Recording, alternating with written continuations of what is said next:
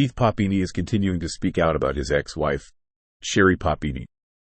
In an interview with Fox News, Keith said that he doesn't think his ex-wife is able to understand how much pain she caused after she lied for years about being kidnapped in 2016.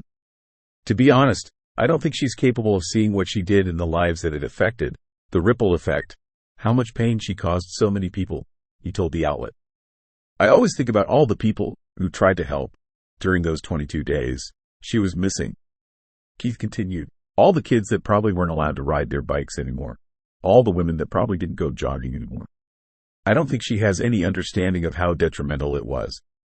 Keith also reflected on why he thinks Sherri faked her kidnapping, telling Fox News, I do believe the core thing would be attention. I think she likes it when people feel for her and look at her as a victim at anyone's cost. Sherri's story made national headlines in 2016. In the years following, authorities and the public began to cast doubt on whether she was really kidnapped and held captive for 22 days, as she claimed. Back in 2022, after DNA evidence showed she was with her ex-boyfriend at the time she said she was being tortured by two Hispanic women, Sherri pleaded guilty to felony charges of making false statements to federal agents and mail fraud. She was sentenced to 18 months in prison and served a shortened sentence. Sherri is now free and able to have supervised visits with her children Violet and Tyler once a month. At the end of the day, you feel like if you can trust anyone, it's your partner in life. But I was wrong, the father of two said. She definitely had a history of exaggerating. And I would say at this point, lying.